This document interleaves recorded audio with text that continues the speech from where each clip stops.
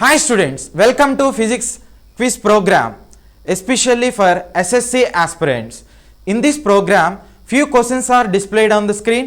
Within 20 seconds span of time, you will able to choose the correct answer. After that, I will explain in detailed manner.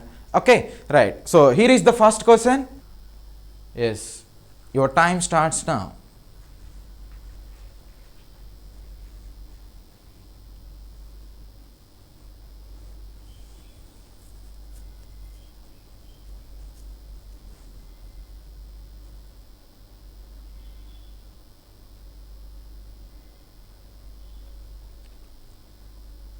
Yes, time up.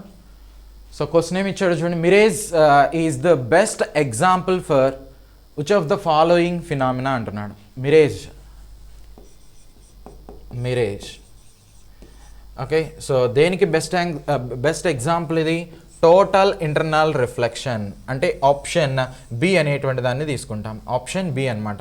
So mirages కానీ లేదంటే optical fibres ఇలాంటివి కానీ right.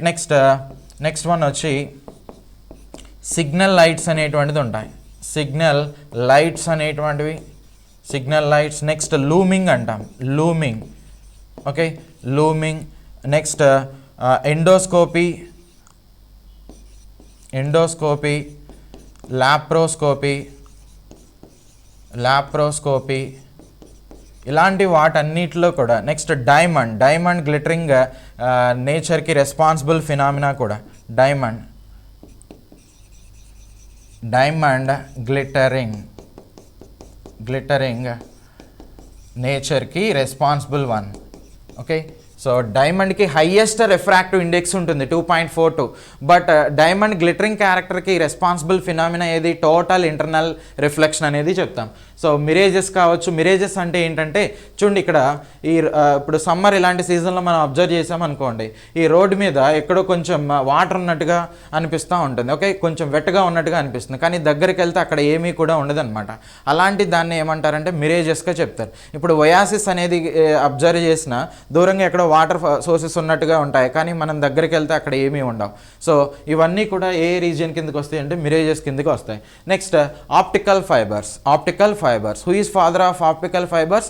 Narendra Singh Kapany అనేటువంటి ఆయన్ని చెప్తాం. నరేంద్ర సింగ్ కపానీ మన Indian అనమాట. Narendra Singh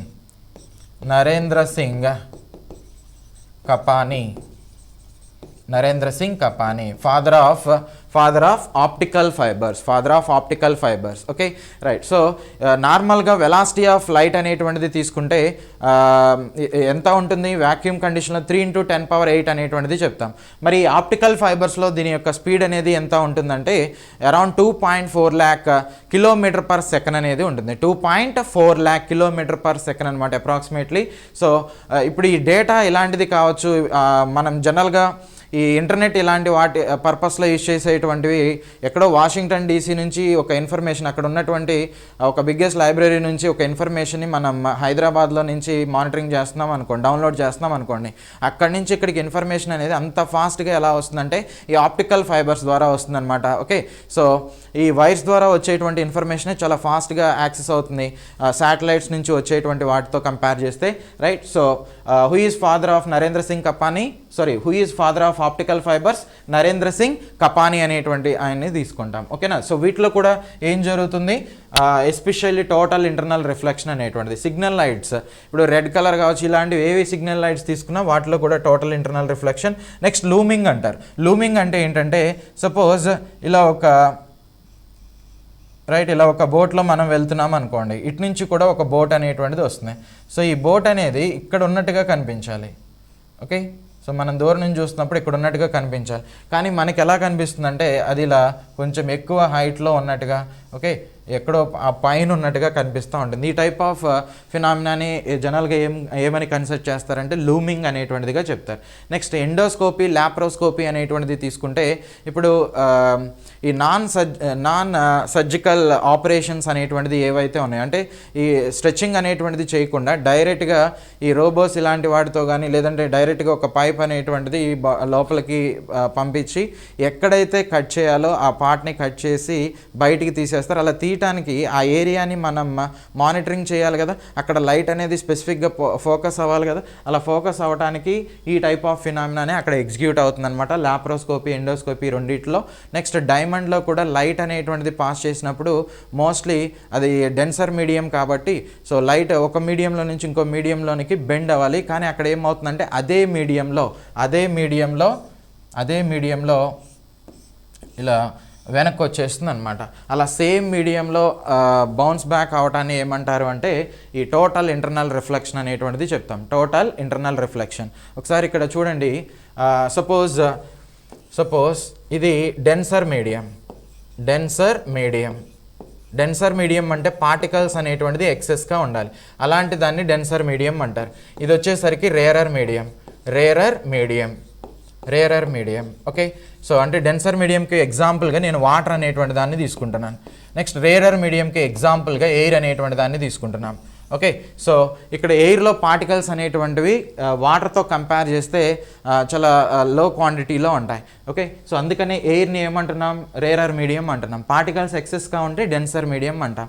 so ఇప్పుడు డెన్సర్ మీడియం నుంచి రేరర్ మీడియంలోకి లైట్ అనేటువంటి దాన్ని పాస్ చేసాం అనుకోండి.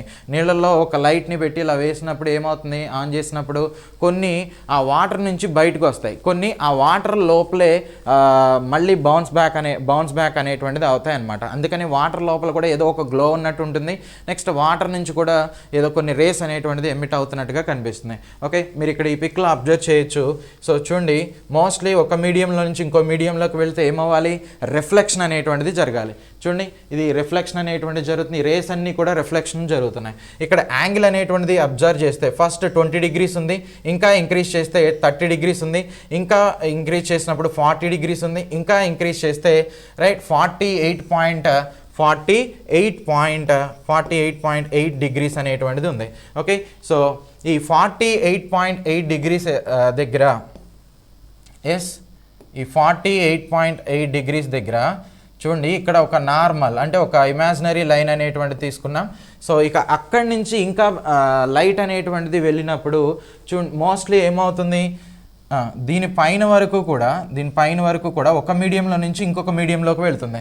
కానీ ఇక్కడి నుంచి 48.8 degrees ఈ యాంగిల్ దాటిన దగ్గర నుంచి అంటే 50, 60, 70 సో ఇలా ఏ డైరెక్షన్లో నువ్వు పంపించినా, నేను ఇక్కడ చూడండి మీరు 60 degreesతో లైట్ అనేటువంటిది వెళ్ళినప్పుడు ఇది ఏమవ్వాలి, ఇదిగోండి ఇలా రిఫ్లెక్ట్ అయ్యి వేరే మీడియంలోకి వెళ్ళాలి, అంటే రేరర్ మీడియంలోకి వెళ్ళాలి. కానీ వెళ్తుందా, వెళ్ళట్లేదు అనమాట. ఏం జరుగుతుంది, ఆ రేస్ అన్నీ కూడా మళ్ళీ అదే మీడియంలో వెనక్కి వచ్చేస్తున్నాయి అనమాట. ఓకే, సో ఈ టైప్ ఆఫ్ ఫినామినానే ఏమంటారంటే టోటల్ ఇంటర్నల్ రిఫ్లెక్షన్ అనేటువంటిదిగా చెప్తారు. సో 60తో పంపించావు, 70తో పంపించండి, 65తో పంపించు, నువ్వు ఈ 48.8 degrees తర్వాత నువ్వు ఏ యాంగిల్తో పంపించినా కానీ, ఓకే, అంతకంటే ఎక్కువ యాంగిల్తో ఏది పంపించినా కానీ మోస్ట్లీ ఆ రేస్ అన్నీ కూడా ఏమవుతాయి, అదే మీడియంలో బౌన్స్ బ్యాక్ అనేది అవుతాయి. సో దాన్ని ఏమంటారు, టోటల్ ఇంటర్నల్ రిఫ్లెక్షన్ అంటారు. రిఫ్లెక్షన్ అంటే అదే మీడియంలో వెనక్కి వచ్చేయాలి కదా, రైట్. సో ఇక్కడ కొన్ని రేస్ ఏమో క్రిటికల్ యాంగిల్ కంటే తక్కువ ఉన్నప్పుడు అవి రిఫ్లెక్షన్ ఫినామినాని ఎగ్జిబిట్ చేస్తున్నాయి. అదే క్రిటికల్ యాంగిల్ ఇదిగో చూడండి, ఇక్కడ 48.8 ఒక నార్మల్ లైన్తో ఫామ్ చేసినప్పుడు ఇది నార్మల్ లైన్ అంటున్నాం. సో ఈ రెండింటికి మధ్య ఉన్న యాంగిల్ 48.8 అనమాట. ఓకే, సో ఇక్కడ ఉండేటువంటి ఈ లైన్ని ఏమంటారంటే 90 degreesతో ఉండేటువంటి ఈ లైన్ని ఏమంటారు అంటే క్రిటికల్ యాంగిల్ అనేటువంటిదిగా చెప్తారు.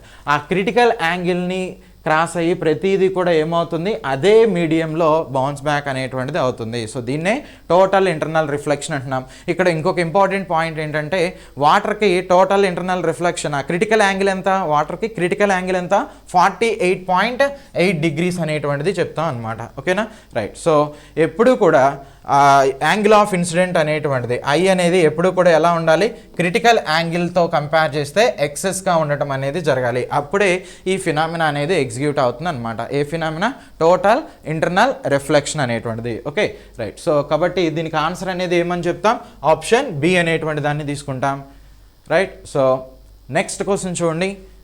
Yes, your time starts now.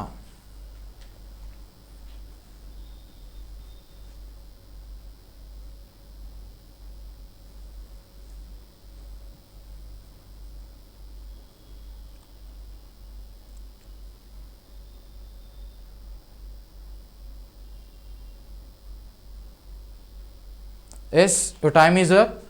So question ఏమి ఇచ్చాడు చూడండి, what is the source of electric energy in an artificial satellite అంటున్నాడు. ఆర్టిఫిషియల్ శాటిలైట్లో దేన్ని సోర్స్గా తీసుకుంటారు? Yes, okay, source of electrical energy in artificial satellites. So solar cells అనేటువంటి వాటిని, సోలార్ సెల్స్ అనమాట, అంటే ఆప్షన్ బి అనేటువంటి దాన్ని కన్సిడర్ చేస్తాం. రైట్, ఆప్షన్ బి అనేటువంటిది. సో ఈ సోలార్ సెల్స్ ఇలాంటివి వేటితో మేడప్ చేస్తారు?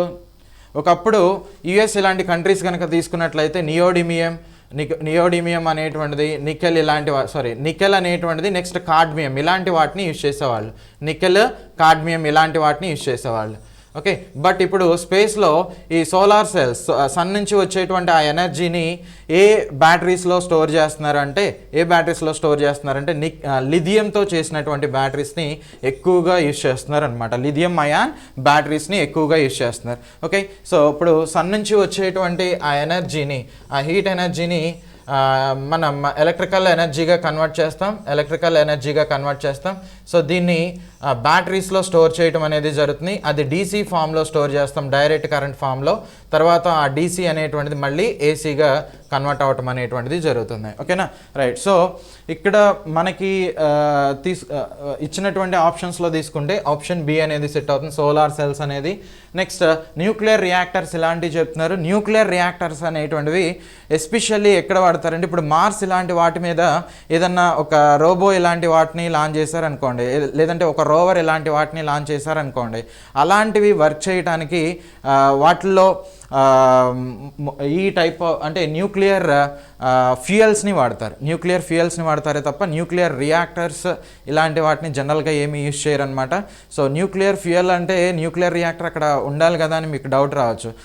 అది ఖచ్చితంగా ఉండాల్సినటువంటి నెసెసిటీ ఏం లేదనమాట. ఎందుకంటే మనకి పేస్ మేకర్ అనేటువంటిది ఒకటి ఉంటుంది. పేస్ మేకర్ అనేటువంటి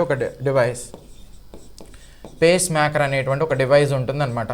అది ఈ హార్ట్ రిథమ్స్ అనేటువంటిది ఎప్పుడైతే స్లో అవుతాయో ఆ రిథమ్స్ని నార్మల్గా చేయడానికి ఒక ఎలక్ట్రిక్ పల్స్ లాంటిది, ఒక కరెంట్ షాక్ లాంటిది ఇవ్వాలి. సో అందుకని ఏం చేస్తారంటే ఒక డివైస్ని చెస్ట్ బోన్ కింద పెడతారు. సో దాని నుంచి ఆ వైర్స్ని తీసుకొచ్చి హార్ట్కి కనెక్ట్ చేస్తారనమాట. ఎప్పుడైతే ఈ హార్ట్ అనేటువంటిది రిథమ్స్ని స్లో చేస్తుందో, సో పర్ మినిట్ వచ్చేసరికి ఇది 72 రిథమ్స్ని చేయాలి. అంతకంటే తక్కువ ఉన్నప్పుడు ఆటోమేటిక్గా యురేనియం ఇలాంటి వాటిని ఆ పేస్ మేకర్లో వాడతారు. సో దాని నుంచి ఒక ఎలక్ట్రిక్ పల్స్ అనేది లేదంటే ఒక బీమ్ లాంటిది వస్తుంది అనమాట. ఓకేనా, సో పేస్ మేకర్, దీనిలో యురేనియం అనేది వాడతారు. సో ఇక్కడ ఆప్షన్ బి అనేది తీసుకుంటాం. Right, next question, your time starts now.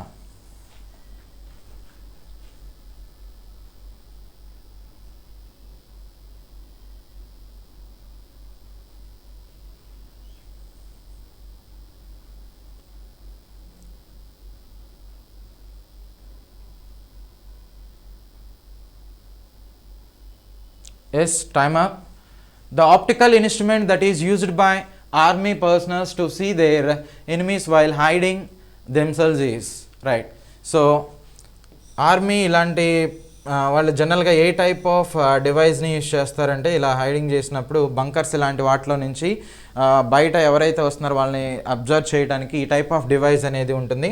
So ఇక్కడ ప్రిజం ఇలాంటి వాటిని యూజ్ చేస్తారు, నికోల్ ప్రిజం, లేదు అంటే నార్మల్గా గ్లాస్ ఇలాంటి వాటిని కూడా వాడతారు. ఇక్కడ యాంగిల్ అనేది ఎంత ఉంటుందంటే 45 డిగ్రీస్ అనేది ఉంటుంది, 45 డిగ్రీస్ అనమాట.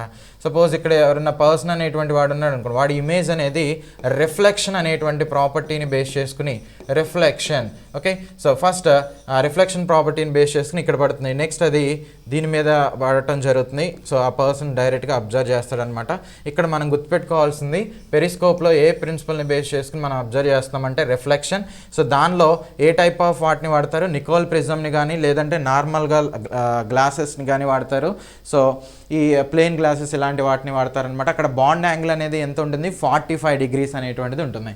సో ఆప్షన్ బి అనేటువంటి దాన్ని తీసుకుంటాం, ఆప్షన్ బి అనమాట. జస్ట్ లైక్ సో ఇలాంటి వాటిని మీరు చూసే ఉంటారు, ఓకే. సో వాటిలో కూడా 45 డిగ్రీస్తోనే యాంగిల్ అనేది ఉంటుంది. సబ్మెరైన్స్లో వాడతారు, నెక్స్ట్ ఈ బంకర్స్లో ఆర్మీ ఇలాంటి వాళ్ళు యూజ్ చేస్తారు, రైట్. ఇలా డిఫరెంట్ అప్లికేషన్స్ అనేటువంటిది ఉన్నాయి, రైట్. నెక్స్ట్ క్వశ్చన్ చూడండి, your time starts now.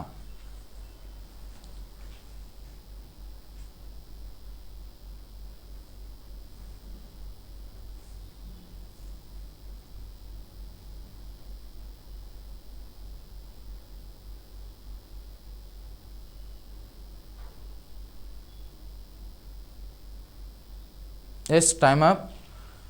So the electromagnetic radiation used in radar అంటున్నాడు. ఓకే, సో రాడార్ అనేటువంటిది, రాడార్ అంటే రేడియో డిటెక్షన్ అండ్ రేంజింగ్ అనేటువంటిది చెప్తాం. అండ్ రేంజింగ్ ఓకే, సో దీన్ని రాడార్ అనేటువంటిదిగా కన్సిడర్ చేస్తాం. ఎస్, ఈ రాడార్లో ఏ టైప్ ఆఫ్ వేవ్స్ని యూస్ చేస్తారంటే మైక్రోవేవ్స్ అనేటువంటి దాన్ని యూస్ చేస్తారు. మైక్రోవేవ్స్ అనమాట. ఓకేనా, రైట్. సో ఆప్షన్ బి అనేటువంటిది తీసుకుంటాం.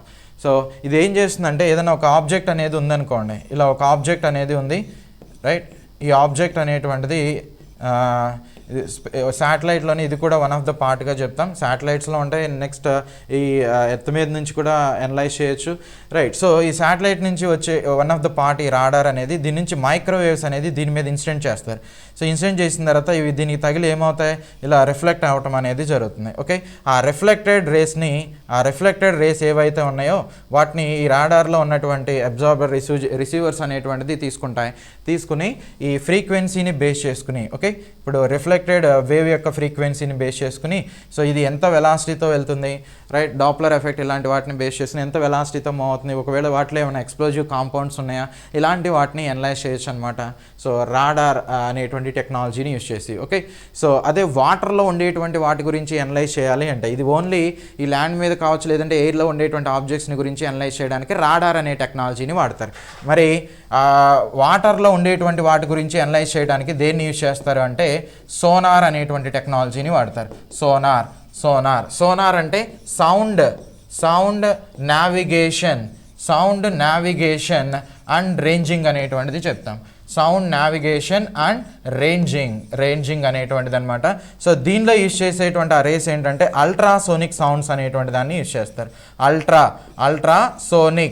అల్ట్రాసోనిక్ సౌండ్స్ అనేటువంటి వాటిని వాడతారు.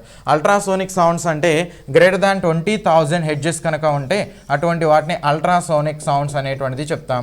అయితే ఈ సోనార్ అనేటువంటి దానిలో ఎంత రేంజ్ ఉన్నవి వాడతారంటే అరౌండ్ 1 to 1.5 lakh హెడ్జెస్ ఉన్నటువంటి 1 to 1.5 lakh హెడ్జెస్ ఉన్నటువంటి రేస్ని, ఆ సౌండ్ వేవ్స్ని యూజ్ చేయడం అనేది జరుగుతుంది అనమాట. ఓకేనా, రైట్. సో ఇలాంటి రాడార్ సిస్టమ్ని కూడా ఓవర్కమ్ చేసినట్టు రాడార్ సిస్టమ్కి కూడా దొరకకుండా మనం ఆబ్జెక్ట్స్ మీద మన DRDO, defence research development organisation, DRDO వాళ్ళు ఏం చేస్తున్నారంటే అస్త్రా అనేటువంటి ఒక మిసైల్ ఉంది.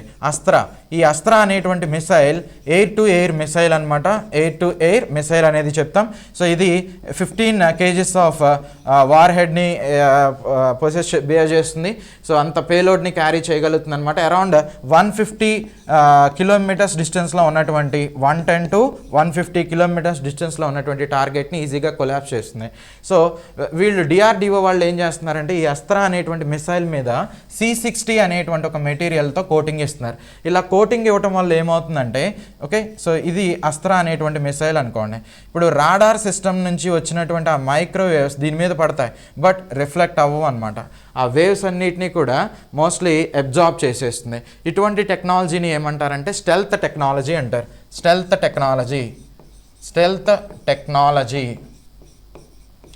టెక్నాలజీ అనేటువంటిదిగా చెప్తాం. ఓకేనా, రైట్. సో ఇక్కడ ఇచ్చిన దానికి answer option B. Right, next question చూడండి. So the time starts now.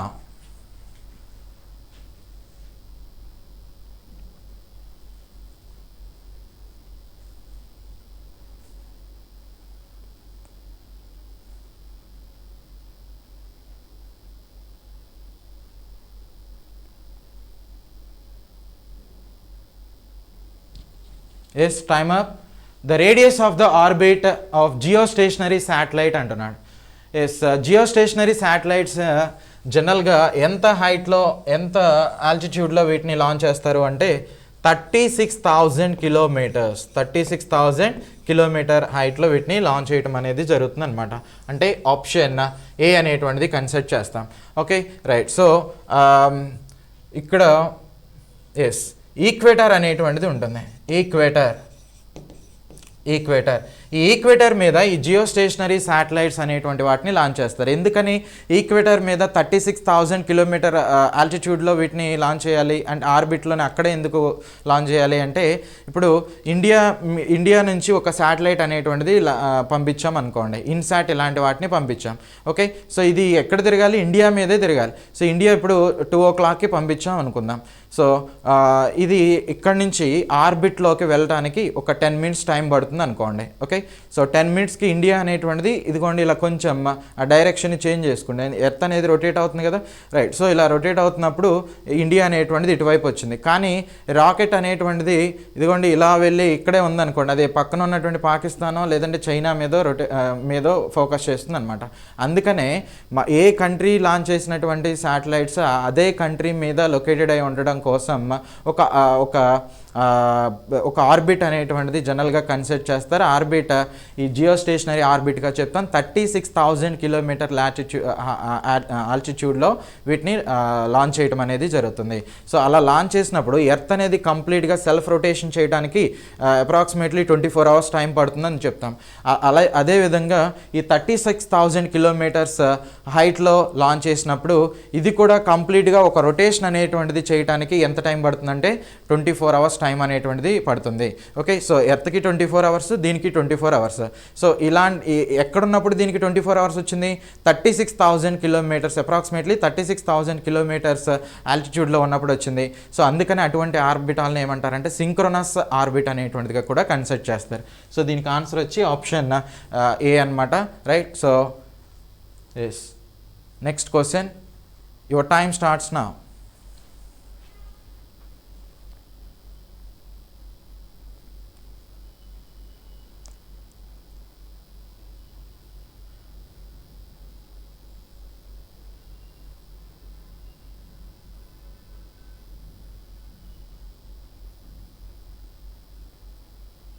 Yes, time up.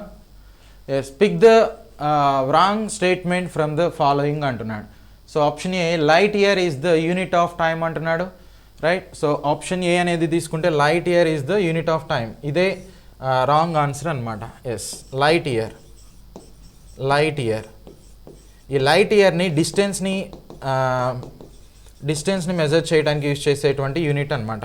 So centimetre, metre, okay, kilometre ఇలాంటివి ఏ విధంగా అయితే ఉంటాయో లైట్ ఇయర్ అనేటువంటిది, నెక్స్ట్ ఆస్ట్రోనాటికల్ యూనిట్ అనేటువంటిది, నెక్స్ట్ పార్సెక్ ఇలాంటి వాటిని కూడా కన్సిడర్ చేస్తాం అనమాట. ఓకే, సో ఉన్నటువంటి వాటిలో స్మాలెస్ట్ యూనిట్ ఏంటది? Smallest unit of distance. Okay, డిస్టెన్స్ని చెప్పడానికి స్మాలెస్ట్ యూనిట్ ఏంటంటే ఫెర్మి. ఎఫ్ఎం అనేటువంటి దాంతో తీసుకుంటాం. 1 fermi is equal to 10⁻⁻15 meters అనమాట. జనరల్గా ఒక యాటమ్ తీసుకుంటే యాటంలో న్యూక్లియస్ ఉంటుంది. ఈ న్యూక్లియస్ యొక్క సైజ్ని ఎలాంటి టర్మినాలజీలో ఇండికేట్ చేస్తారంటే ఫెర్మి అనేటువంటి వాటితో చెప్తారు. అందుకని స్మాలెస్ట్ యూనిట్ ఫర్ డిస్టెన్స్ ఏది అంటే ఫెర్మి అని చెప్తాం. మరి లాంగెస్ట్ యూనిట్ అనేటువంటిది ఏది? పార్సెక్ అనేటువంటిది అనమాట. Okay, 1 parsec is equal to 3.26 light years అనేటువంటిది చెప్తాం. 3.26 లైట్ ఇయర్స్ అనేటువంటిది చెప్తాం. ఓకే, నెక్స్ట్ ఆస్ట్రోనాటికల్ యూనిట్ అంటారు. అంటే సన్కి నెక్స్ట్ ఎర్త్కి మధ్య ఉన్నటువంటి డిస్టెన్స్ని ఎలా కన్సిడర్ చేస్తారంటే ఆస్ట్రోనాటికల్ యూనిట్గా తీసుకుంటాం. అరౌండ్ 150 మిలియన్ కిలోమీటర్స్ అనమాట. మిలియన్ కిలోమీటర్స్ అనేటువంటిదిగా చెప్తాం, million kilometres. Okay, next light year అంటే ఎంత? 9.46 × 10⁻12 కిలోమీటర్స్ని లైట్ ఇయర్ అనేటువంటిదిగా కన్సిడర్ చేస్తారు. సో ఇదే ఇక్కడ ఇచ్చినటువంటి వాటిలో ఫస్ట్ ఆప్షన్ అది ఇచ్చాడు కాబట్టి ఆప్షన్ ఏ అనేటువంటిది తీసుకుంటాం, రైట్. నెక్స్ట్ ఆప్షన్ బి అనేది తీసుకోండి. Cream is separated from milk when it is churn అనేటువంటిది ఇచ్చాడు. So this is due to centrifugal force అంటున్నాడు అనమాట. ఓకే, సో ఈ సెంట్రిఫ్యూగల్ ఫోర్స్ అనేటువంటి కంటెంట్ని బేస్ చేసుకుని వర్క్ చేసేటువంటి ఈ టైప్ ఆఫ్ డివైజెస్లో మిల్క్ అనేది యాడ్ చేసినప్పుడు ఆ మిల్క్ అనేది ఆ సెంటర్ నుంచి ఇలా బయటికి, ఓకే, సో బయటికి ఇలా నెట్టేస్తుంది అనమాట. ఆ టైప్ ఆఫ్ ఫోర్స్ని ఏమంటారంటే సెంట్రిఫ్యూగల్ ఫోర్స్ అనేటువంటిదిగా చెప్తాం. అలా కాకుండా సెంటర్ వైపుకి కనుక మూవ్ అయితే, ఓకే, అటువంటి ఫోర్సెస్ని ఏమంటారు అంటే సెంట్రిపీటల్ ఫోర్స్ అంటారు. ఓకే, టువర్డ్స్ సెంటర్ అయితే సెంట్రిపీటల్, అదే అవే ఫ్రమ్ ద సెంటర్ అయితే సెంట్రిఫ్యూగల్ ఫోర్సెస్ అనేటువంటిది చెప్తాం. ఓకే, సో అక్కడ మిల్క్ నుంచి సపరేషన్ అనేటువంటిది క్రీమ్ అనేది సపరేషన్ చేస్తారంటున్నారు కదా, ఆప్షన్ బి అనేది కరెక్టే. నెక్స్ట్ ఆప్షన్ సి చూడండి, the density of water is maximum at 4 degrees centigrade అంటున్నాడు. ఓకే, సో ఇప్పుడు వాటర్ అనేది 0 to 4 degrees సెంటిగ్రేడ్ అంటే టెంపరేచర్ ఇంక్రీజ్ అయినప్పుడు ఏమవ్వాలి, ఎక్స్పాన్షన్ అనేది అవ్వాలి. కానీ ఇక్కడ ఏం జరుగుతుందంటే కాంట్రాక్షన్ అనేటువంటిది జరుగుతుంది. కాంట్రాక్షన్ అనేది జరుగుతుంది. ఓకే, 0 to 4కి వచ్చినప్పుడు కాంట్రాక్షన్ జరుగుతుంది అనమాట. అప్పుడు డెన్సిటీ అనేటువంటిది ఏమవుతుందంటే ఇంక్రీజ్ అవుతుంది, వాల్యూమ్ అనేటువంటిది మాత్రం డిక్రీజ్ అవుతుంది అనమాట. దానికి reason density D is equal to mass by volume అంటాం. సో డి వాల్యూ ఇంక్రీజ్ అవుతుందంటే వి వాల్యూ అనేటువంటిది ఏమవుతుందంటూ డిక్రీజ్ అవుతున్నట్టు అనమాట. నెక్స్ట్ అదే 4 to 10 degrees సెంటిగ్రేడ్ వరకు తీసుకున్నారనుకోండి, ఇక్కడ టెంపరేచర్ ఇంక్రీజ్ అవుతుంది కదా, 4 to 10 అంటే ఇక్కడ ఎక్స్పాన్షన్ అనేది జరుగుతుంది. ఒక్క 4 degrees వరకు మాత్రం ఈ టైప్ ఆఫ్ ఫినామినాని ఎగ్జిబిట్ చేస్తుంది. దీన్నే ఎనామలస్ ఫినామినా ఆఫ్ వాటర్ అనేటువంటి చెప్తారు, లేదంటే అబ్నార్మల్ బిహేవియర్ ఆఫ్ వాటర్ అనేటువంటిదిగా కన్సిడర్ చేస్తాం. So water exhibit maximum density at which temperature 4 degrees అనేటువంటిది. రైట్, నెక్స్ట్ మూన్ మీద సౌండ్ వెలాసిటీ అనేది 0 ఉంటుంది అంటున్నారు. దానికి రీజన్ ఈ మూన్ మీద అట్మాస్ఫియర్ అనేటువంటిది ఉండదు. ఓకే, అట్మాస్ఫియరిక్ కండిషన్ అనేటువంటిది ఉండదు. దానికి రీజన్ ఏంటంటే ఇక్కడ జీ వాల్యూ అనేటువంటిది ఎత్తుకున్నటువంటి జీ వాల్యూతో కంపేర్ చేస్తే జస్ట్ 1/6 times తక్కువగా ఉంటుందన్నమాట. రైట్, సో అరౌండ్ 1.6 m/s² ఉంటుంది. సో ఇక్కడ ఉండాల్సినటువంటి గ్యాసెస్ ఏవైతే ఉన్నాయో ఆ గ్యాసెస్ ఎప్పుడో ఈ గ్రావిటేషనల్ ఫోర్స్ని ఓవర్కమ్ చేసుకుని స్పేస్లోకి వెళ్ళిపోయినాయి. At the same time escaping velocity point of వ్యూలో కన్సిడర్ చేస్తే మన ఎర్త్కి ఎస్కేపింగ్ వెలాసిటీ 11.2 km/s ఉంటుంది. ఓకే, అంటే ఒక ఆబ్జెక్ట్ని ఇక్కడ నుంచి స్పేస్లోకి వెళ్ళిపోవాలంటే సెకండ్కి ఎంత స్పీడ్తో అది మూవ్ అవ్వాలి, 11.2 kilometers అనమాట. కానీ మీరు ఓకే అంత స్పీడ్తో మూవ్ అవ్వాలి కాబట్టి మోస్ట్లీ గ్యాసెస్ అనేటువంటివి మూవ్ కాలేకపోతున్నాయి. అందుకని ఇప్పటికీ కూడా ఎర్త్ మీద అట్మాస్ఫియర్ అనేది ఉంది. కానీ మూన్ అనేటువంటిది తీసుకుంటే ఇది అప్రాక్సిమేట్లీ 2.1 ఆ రేంజ్లో ఉంటుంది. ఈ ఎస్కేపింగ్ వెలాసిటీ అనేది అంటే చాలా తక్కువగా ఉంది కాబట్టి ఎస్కేపింగ్ వెలాసిటీ ఈ మూన్ మీద ఉన్నటువంటి గ్యాసెస్ ఎప్పుడో స్పేస్లోకి వెళ్ళిపోయినాయి అనమాట. అందుకనే ఇక్కడ అట్మాస్ఫియర్ అనేది లేదు. అట్మాస్ఫియర్ లేకపోతే వెలాసిటీ ఆఫ్ సౌండ్ అనేది ఏమైపోతుంది, 0 అయిపోతుంది. సో ఖచ్చితంగా సౌండ్ వేవ్స్ అనేది ట్రావెల్ కావడానికి ఏం కావాలి, మీడియం అనేది రిక్వైర్ అవుతుంది అనమాట. అందుకనే సౌండ్ అనేది జనరల్గా ఎలా కన్సిడర్ చేస్తారంటే ఒక మెకానికల్ వేవ్గా కన్సిడర్ చేస్తారు. ఓకే, సో ఒక మెకానికల్ వేవ్గా సౌండ్ అనేటువంటి దాన్ని కన్సిడర్ చేస్తాం అనమాట. ఓకేనా, సో ఇది ఓవరాల్గా ఈ కంటెంట్లో ఉన్నటువంటి కాన్సెప్ట్. Thank you. సో ఇప్పటి వరకు కూడా ప్రీవియస్ ఇయర్ అడిగినటువంటి క్వశ్చన్స్ అన్నిటిని కూడా లైవ్ క్విజెస్ రూపంలో మీకు ఇవ్వడం జరిగింది. సో ఈ వీడియోస్ అన్ని మీరు పర్ఫెక్ట్గా కింద ఫాలో అయినట్లయితే ప్రీవియస్ ఇయర్ క్వశ్చన్స్ ఏ ప్యాటర్న్లో వస్తున్నాయి, ఏ లెవెల్ ఆఫ్ డిఫికల్టీలో వస్తున్నాయి అని మీకు ఈజీగా అర్థం చేసుకోగలరు. సో ప్రతి స్టూడెంట్ కూడా ఈ వీడియోస్ను పర్ఫెక్ట్గా ఫాలో అవ్వండి. సో మీకు ప్రీవియస్ ఇయర్ ఎగ్జామ్స్ మీద మీకు ఒక ఐడియా ఉన్నట్లయితే మీ ప్రిపరేషన్ చాలా ఈజీ అవుతుంది. తెలంగాణ రాష్ట్రంలో మనకి ఎడ్యుకేషన్ ఇన్స్టిట్యూట్స్కి పర్మిషన్ ఇవ్వడంతో సో ఈ క్విజెస్ని ఇక్కడతో స్టాప్ చేస్తున్నాము. ప్రతి స్టూడెంట్ కూడా ఈ వీడియోస్ను ఫాలో అవ్వండి. సో ఆఫ్లైన్లో ఇంతకన్నా ఇంకా ఎఫెక్టివ్ ప్రోగ్రామ్స్తో మీ ముందుకు రాబోతున్నాం. Thank you all of you and all the best for everyone.